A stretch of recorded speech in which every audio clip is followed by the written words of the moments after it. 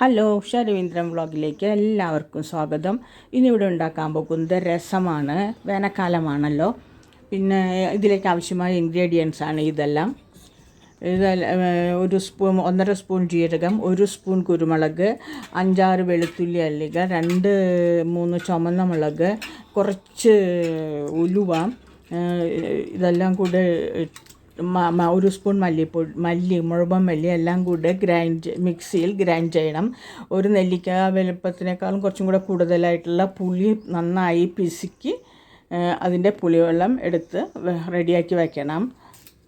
Stove on ചെയ്ത് നമുക്ക് അതിലേക്ക് ഒരു 3 ടീസ്പൂൺ എണ്ണ ഒഴിക്കാം.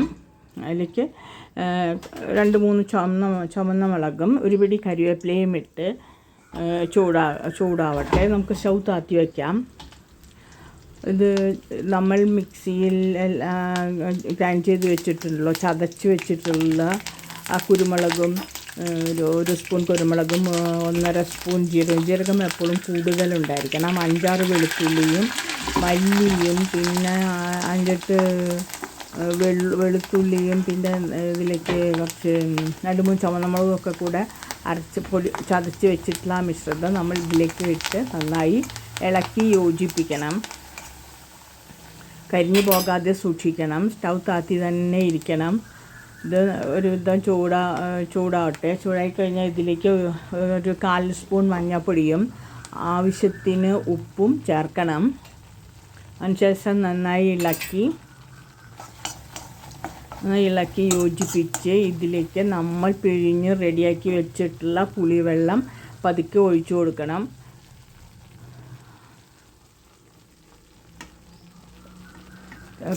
സ്റ്റൗ താത്തി തന്നെ വെച്ചിട്ടുണ്ടായിരിക്കണം. പുളിവെള്ളം നന്നായി ഒഴിച്ച് ഇത് ഒന്ന് നല്ലപോലെ തിളയ്ക്കണം.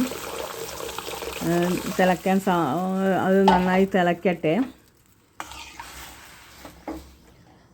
എല്ലാം കൂടെ ഒന്ന് ഇളക്കി കൊടുത്ത് ഇത് തിളയ്ക്കുന്നത് വരെ നമുക്ക് കാത്തിരിക്കാം.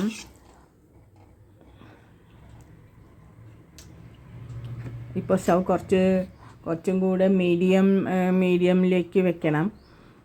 ഇത്ര നേരം താത്തിയാണല്ലോ ഇരുന്നിരുന്നത്. നമ്മൾ ആ പൊടികളെല്ലാം പച്ചയായിരുന്നു, ഒന്നും വറുത്തിട്ടുണ്ടായിരുന്നില്ല. അപ്പോൾ അതാണ് എണ്ണയിലേക്ക് ഇട്ട് ഒന്ന് വഴറ്റിയത്. അപ്പോൾ ഒന്ന് വഴന്ന് കിട്ടേണ്ട ആവശ്യം ഉണ്ടായിരുന്നതുകൊണ്ടാണ്.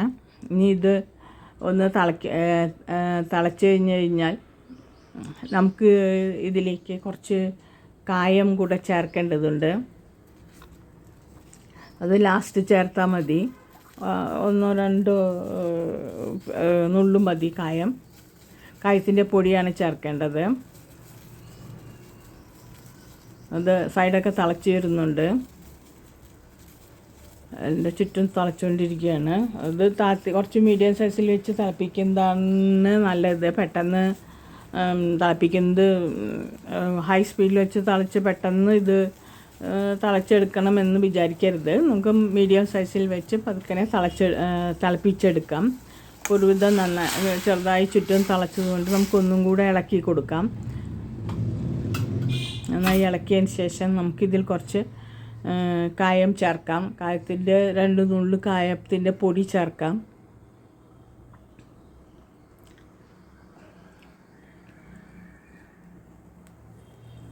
ആവശ്യമാണെങ്കിൽ കുറച്ച് ശർക്കരയും ചേർക്കാവുന്നതാണ്. പക്ഷേ ഞാനിതിൽ ശർക്കര ചേർക്കുന്നില്ല. നിങ്ങൾക്ക് താല്പര്യമുണ്ടെങ്കിൽ ചെറിയ കഷ്ണം ശർക്കര ചേർക്കുന്നതുകൊണ്ട് കുഴപ്പമൊന്നുമില്ല. ഒരു പുളിയും മധുരവും ഒക്കെ കൂടിയ ഒരു രസം കിട്ടും.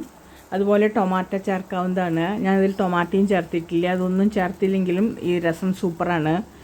ഇപ്പം നല്ല വേനൽക്കാലമാണ്. ഈ സമയത്ത് ഇടയ്ക്കിടയ്ക്ക് രസം ഉണ്ടാക്കി കഴിക്കുന്നത് നമ്മുടെ ആരോഗ്യത്തിന് നല്ലതാണ്. കുറച്ച് കായപ്പൊടി 2 നുള്ളേ ഉണ്ടാവുള്ളൂ. 2 നുള്ള് കായപ്പൊടിയും കൂടെ ഇട്ട് നന്നായി ഇളക്കണം. ഇപ്പോൾ നമ്മുടെ രസം നന്നായി തിളച്ച് വരുന്നുണ്ട്. തിളക്കട്ടെ. ഇനി ഇതിൽ നമുക്ക് കുറച്ച് മല്ലിയില അരിഞ്ഞ് ചേർക്കാം. മല്ലിയില കമ്പൽസറി ആയിട്ട് ചേർക്കുന്നതാണ് ഈ രസത്തിന് ടേസ്റ്റ്.